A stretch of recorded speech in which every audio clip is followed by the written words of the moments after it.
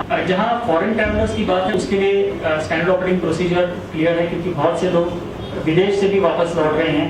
उनके लिए 14 दिन का क्वारंटाइन है, जिसमें कि 7 डेज फर्स्ट 7 डेज का कंपलसरी प्राइवेट क्वारंटाइन है, जिसमें कि होटल्स में वो ठहर सकते हैं।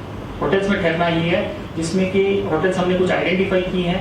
लोगों की चॉइस है, कोई भी होटल में अगर वो जाना चाहे वो हमें इंटीमेट करें कि आपने उस होटल में रहना है। 7 दिन उनको होटल में रहना है।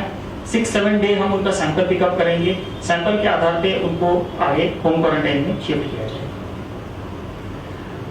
आज के दिन में अगर क्वारंटाइन की बात करें तो कुल मिलाकर 745 लोग हमारे इंस्टीट्यूशनल क्वारंटाइन में हैं और लगभग 2700 लोग हमारे होम क्वारंटाइन में हैं।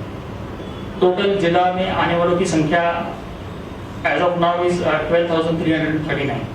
12,339 लोग जिला में आए हैं पिछले एक महीने से या 25 अप्रैल से, और अभी लगभग 3,500 लोग क्वारंटाइन में हैं, जिसमें कि 745 लोग इंस्टीट्यूशनल क्वारंटाइन में। जो भी इंस्टीट्यूशनल क्वारंटाइन में है, आपको सभी को पता है कि एज पार्ट ऑफ प्रोसीजर उनका 6 to 10 डे के बीच में सैंपल लिया जा रहा है।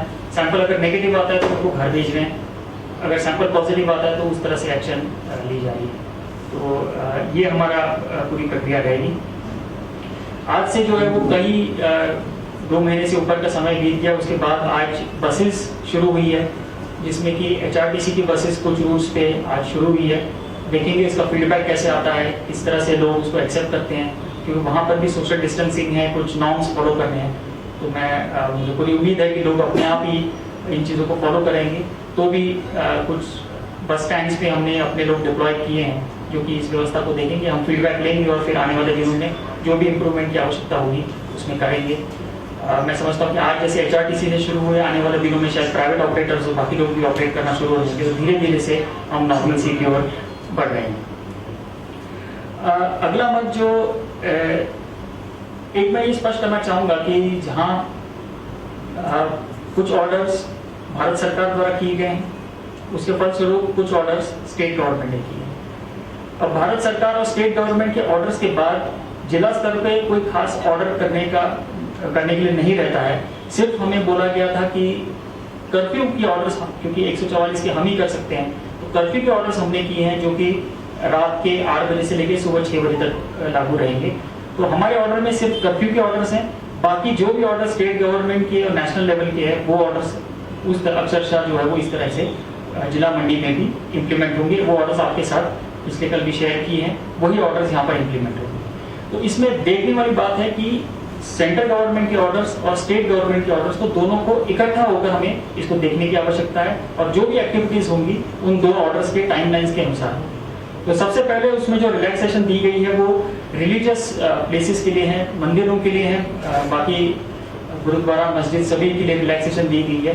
ये रिलैक्सेशन हमारी 8 तारीख के बाद 8 या उसके बाद यहाँ पर लागू होगी। तो 8 के बाद ही यहाँ पर मंदिर और इस तरह से खुलेंगे, जिसमें प्रदेश सरकार ने गाइडलाइंस इशू की है कि department of language and culture specific guidelines issue करेंगे।